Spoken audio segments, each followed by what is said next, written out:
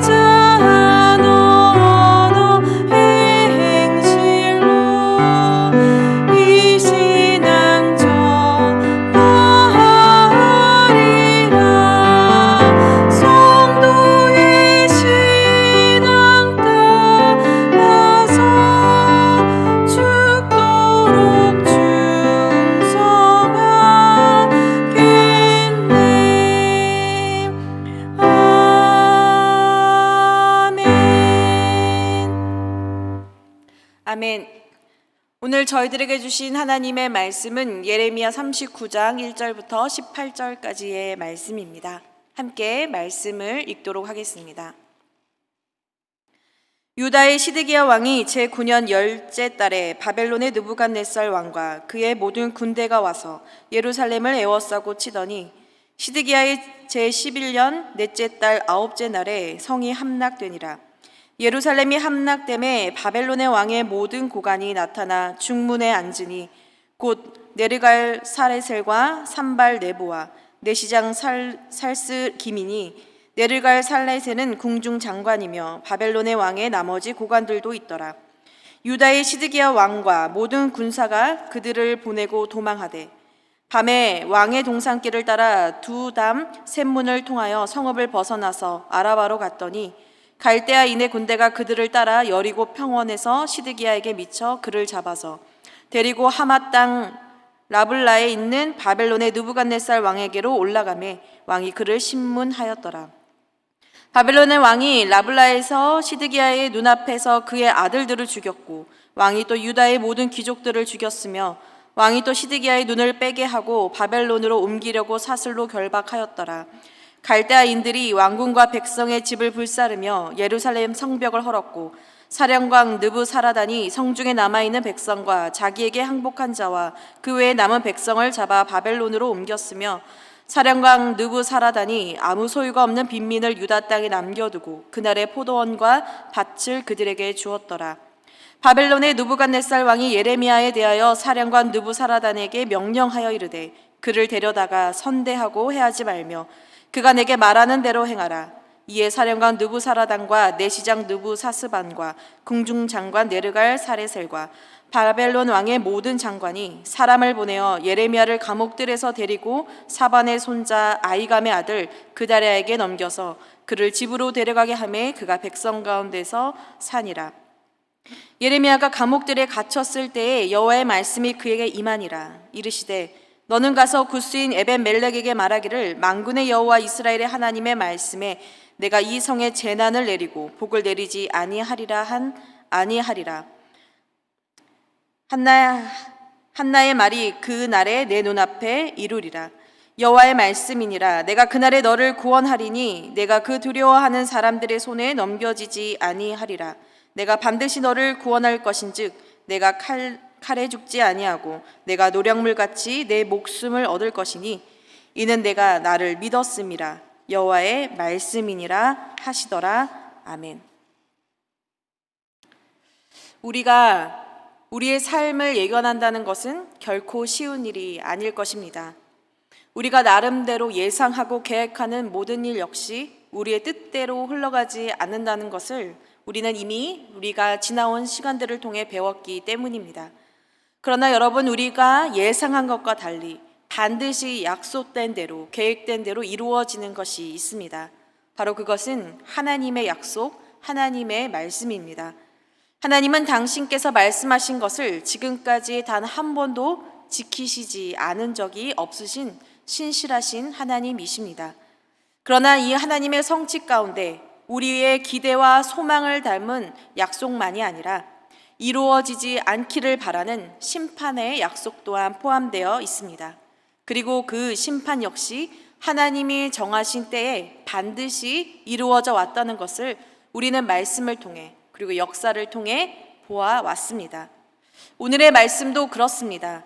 정말 수많은 선지자들, 예레미야만이 아니라 모든 선지자들을 동원해서 이 심판만은 피할 수 있도록 그렇게 하고자 하신 하나님은 수없이 유다와 이스라엘에게 돌아올 것을 이야기하셨으나 그것을 듣지 않고 외면했던 유다에게 드디어 심판, 즉 예루살렘의 멸망이 찾아오게 된 것입니다.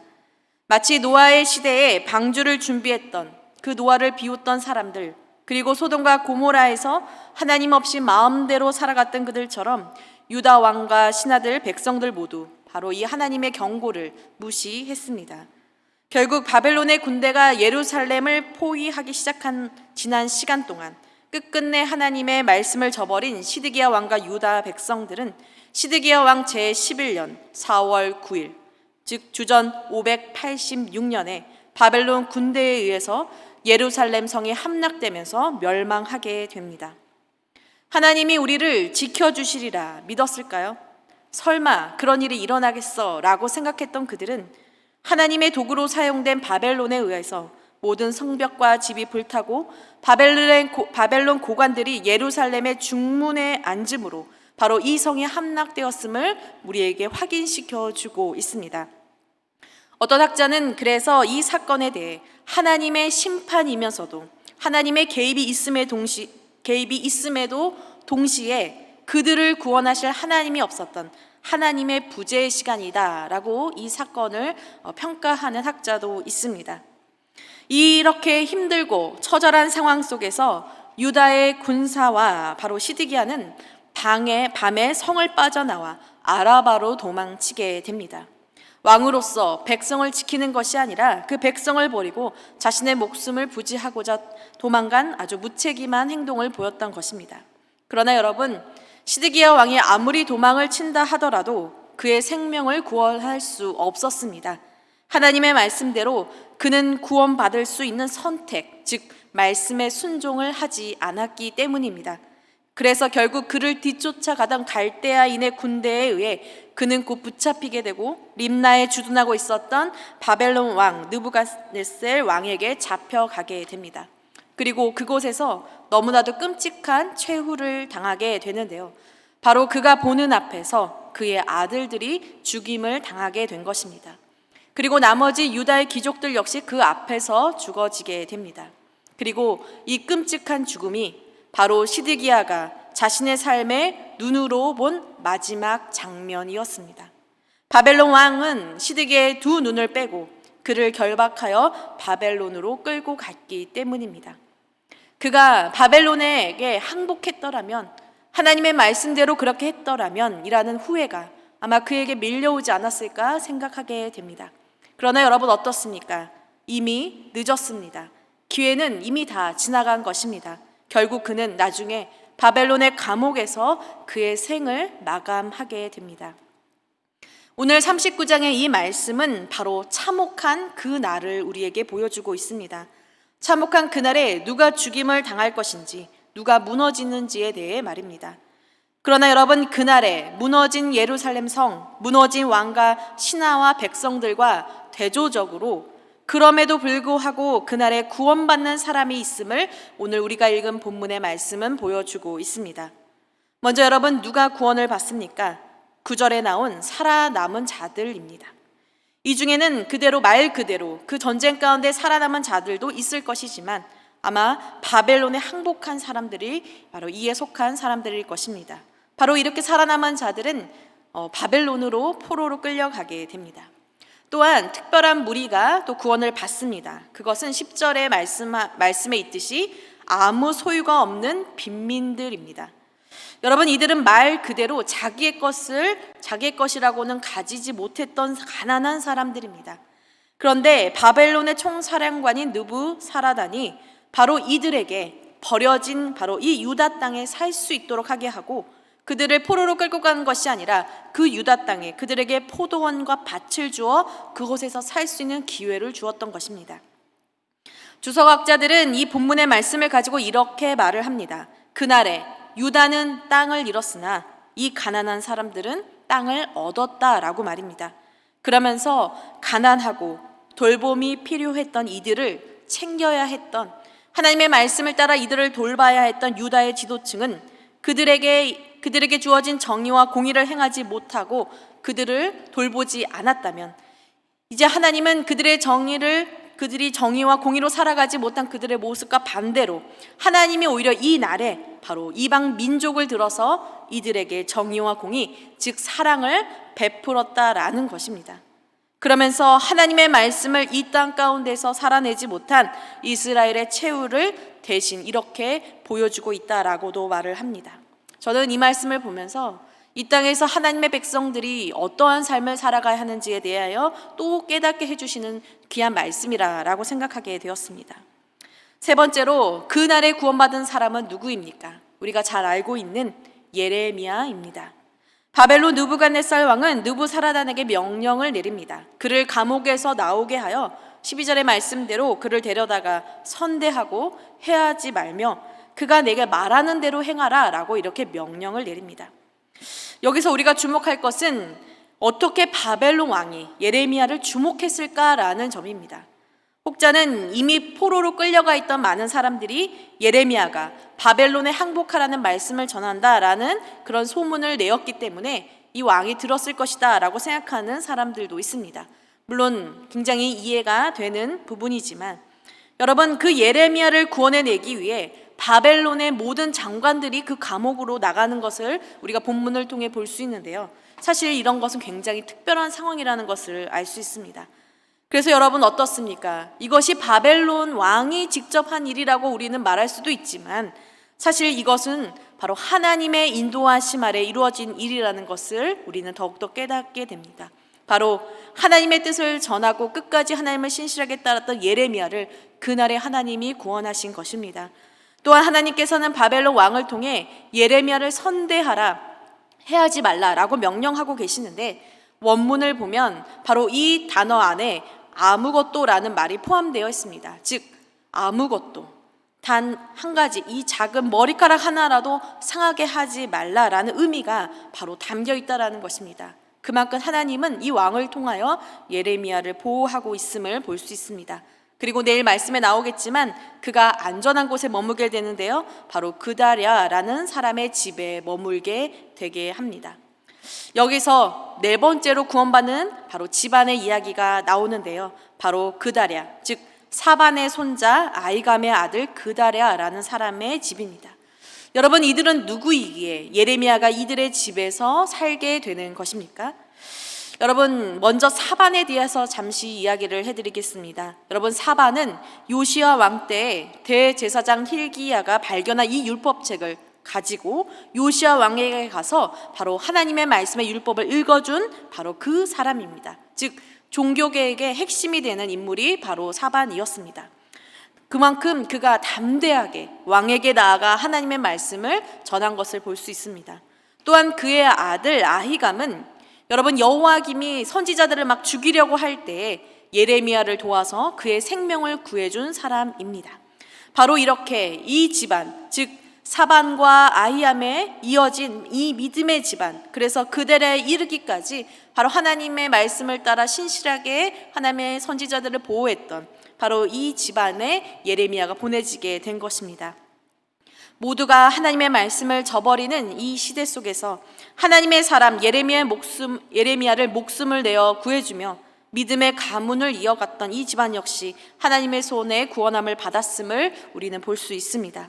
그리고 마지막, 제가 월요일에 말씀드렸던 사람 에벳멜렉입니다. 여러분, 구스 사람으로서 왕의 내시로서 예레미야가 웅덩이에 빠졌을 때 시드기야 왕에게 찾아가 예레미야를 구원해달라라고 말했던 담대했던 그 인물입니다. 그런데 하나님께서 오늘 15절부터 18절까지 말씀을 통해서 이 하나님이 이에게 주신, 바로 이 사람에게 주신 구원의 약속의 말씀을 오늘 보여주고 있습니다. 즉 이 본문은 시간 순서대로 이어진 것이 아니라 바로 짧게 이곳에 배치해서 하나님이 이를 얼마나 구원하시고자 했는지를 보여준 삽입된 이야기입니다. 오늘 본문 15절을 보면 하나님은 이미 예레미야가 감옥에 있었을 때에 말씀을 주셔서 에벳멜렉을 구원하시겠다라고 말씀하십니다. 에벳멜렉이 이 성에 닥칠 재난을 그의 눈으로 똑똑히 볼 것이나 그날에 에벳멜렉은 구원을 받을 것이다 라는 말씀입니다. 18절에 하나님께서 확신 있게 다시 한번 말씀을 주시는데요, 다시 제가 읽어보도록 하겠습니다. 내가 반드시 너를 구원할 것인즉 내가 칼에 죽지 아니하고 내가 노량물같이 내 목숨을 얻을 것이니 이는 내가 나를 믿었음이라. 하나님은 그를 구원하시겠다고 미리 약속을 주셨습니다. 언제입니까? 예레미야가 감옥들에 여전히 갇혀 있을 때, 다시 말하면 심판의 그날이 아직 오지 않았을 때 하나님이 그렇게 약속해 주신 것입니다. 사랑하는 여러분, 저는 이 말씀을 읽으면서 그런 생각이 들었습니다. 우리가 바로 지금 그 감옥들에 있는 예레미야이며 에벳멜렉이며 사반의 가족들이라 라고 말입니다. 우리에게도 이들과 동일한 그날이 있기 때문입니다. 바로 예수 그리스도께서 이 땅에 다시 오시는 그날입니다. 그리고 그 날을 바라보며 또 우리는 짧게는 우리의 생명이 다하는 그날까지 우리는 그 날을 기다리며 살아가는 사람들입니다. 그런데 중요한 것은 우리가 마지막 때에, 즉 예수님이 오시는 그날 때에는 바로 그날에는 더 이상 돌이킬 수 없다라는 것입니다. 유다는 곧 그들의 징계를 받고 심판을 받지만 하나님의 약속에 의해 결국은 70년 후에 회복이 될 것이라 라고 주님 말씀하셨습니다. 그러나 여러분, 우리가 마주하는 그날은 우리뿐만이 아니라 모든 세대, 모든 인류의 마지막임을 우리는 기억해야 합니다. 그렇다면 여러분, 우리에게 주어질 이 그날을 우리는 어떻게 준비하며 살아가야 합니까? 오늘 말씀이 우리들에게 보여주는 것은 그날이 분명 심판의 날이기도 하지만 그날은 또한 믿는 자들에게는 구원의 날이라 라는 것입니다. 그렇다면 여러분, 우리의 삶과 우리의 기도는 이러해야 합니다. 바로 우리 자신이 하나님 편에 있게 해달라라는 기도입니다. 그날에 내가 서 있어야 할 것은 하나님의 뜻이 있는 곳이며 하나님의 말씀이 있는 곳이어야 한다는 것입니다. 그것이 바로 그날이 우리에게 기쁨이 되고 승리가 될 수 있는 유일한 방법이라는 것입니다. 그렇다면 여러분, 하나님 편에 선다는 것은 어떤 것입니까? 오늘 주님은 이 말씀을 통해 하나님 앞에 하나님 편에 서는 삶의 모습을 사람들을 통해 보여주셨습니다. 먼저 이 땅에 하나님의 말씀을 따라 정의와 공의, 사랑을 나타내는 것, 바로 이것이 하나님이 우리에게 그것이 하나님 편에 선 것이다 라고 말을 하고 있습니다. 그리고 그것은 결국 우리가 지금까지 계속해서 말씀을 통해 들어온 것처럼 하나님의 말씀을 우리의 삶 가운데 순종하며 살아가는 삶을 얘기합니다. 여러분, 대단한 예루살렘 성도 하나님의 말씀이 없을 때 결국 이렇게 무너지게 됩니다. 이거와 동일하게 여러분, 우리의 삶의 형편이 얼마나 강하며 이 세상에서 얼마나 부유하며 이 세상에서 얼마나 튼튼한지가 중요한 것이 아니라 우리의 삶에 하나님의 말씀으로, 우리의 삶이 하나님의 말씀으로 세워져 있는가? 바람이 불고 태풍이 불 때 그저 무너지는 모래집이 아니라 주님의 반석으로 온전히 세워진 집인가? 여러분, 우리의 집이 바로 그와 같은 집이 있을 때 우리는 하나님 편에 섰다라는 것을 보여줄 수 있을 것입니다. 저는 여러분과 저의 삶이 그런 삶이 되기를 소망합니다. 모든 시대가 부패해서 많은 사람들이 하나님을 떠나고 교회가 빛을 잃어가더라도 우리 한 사람을 주님의 성전으로 삼으신, 그래서 우리를 교회로 부르신 하나님의 뜻을 가지고 살아가는 우리가 되도록 주 예수를 믿으라, 그리야만 너와 내 집이 구원을 받으리라 라고 말한 사도 바울의 고백처럼 그리스도를 온전히 섬기고 살아가는 그런 가정이 되기를 소망합니다. 우리가 신실하게 그날을 준비한다면 오늘 에베멜렉에 주신 하나님의 말씀처럼 네가 나를 믿었음이라 라는 이 음성을 바로 하나님이 우리도 그날에 하나님을 통해 들을 수 있을 것이라 믿습니다. 사랑하는 여러분, 오늘도 우리는 그날이 아닌 그날이 보이지 않는 삶 가운데 살아가고 있습니다. 오늘 우리 말씀을 주신 우리의 삶의 자리는 여전히 감옥들일지 모릅니다. 그러나 그날을 준비하라고 하신 이 하나님의 말씀을 기억하면서 지혜로운 사람이 되어 하나님 편에 서는 그날을 준비하는 신실한 그리스도인들이 되기를 소망합니다. 오늘도 여러분의 하루에 나의 뜻이 아닌 하나님의 뜻을 이루며 이 땅의 복음의 빛을 삶 가운데 이루어 사는 저와 여러분이 되기를 주님의 이름으로 기도합니다. 함께 기도하도록 하겠습니다. 사랑의 하나님, 감사합니다. 오늘도 주님은 하나님 한 사람의 실패, 한 나라의 실패와 또한 하나님 한 사람의 구원과 한 사람의 승리를 우리에게 보여주심으로 우리가 하나님의 나를 어떻게 준비하며 살아가야 되는지를 깨닫게 해주시니 감사합니다. 비록 우리 앞에 보이는 것은 승리가 아닌 하나님 때로는 고난과 두려움의 연속이지만, 그러나 하나님을 바라보며 주님의 주신 약속을 따라 말씀을 따라 주님 끝까지 신실하게 하나님 믿음의 삶을 살아가는 저희들이 되기를 소망합니다. 오늘도 나에게 돌아오라 라고 말씀하시는, 여전히 우리 가운데 끊임없이 말씀하시는 주님의 말씀을 하나님 우리의 마음에 담으며 하나님 편에 서는 저희들이 되게 하여 주시옵소서. 내가 말로만 주 예수를 부르짖는 자가 아니라 삶으로 하나님 편에 정말 신실함으로 설 수 있는 그런 담대한 하나님 자유한 그런 믿음의 사람, 믿음의 가정이 되게 하옵소서. 오늘도 흩어져 있는 만나의 모든 성도님들의 삶 위에 주님 축복하시고 그들의 건강과 삶을 지켜주시며 하나님 회복 중에 있는 탁길성 권사님과 사무엘 성도님 위에 주님이 함께 하셔서 날마다 그 마음에 기쁨과 평안과 치유의 능력이 함께 있을 수 있게 인도하여 주옵소서. 오늘도 흩어져 있는 선교사님들에게 주님의 은혜와 축복이 함께 하시되 그곳에 복음의 씨앗이 온전히 뿌려질 수 있도록 주님 인도하옵소서. 이 모든 말씀 예수님의 이름으로 기도합니다. 아멘.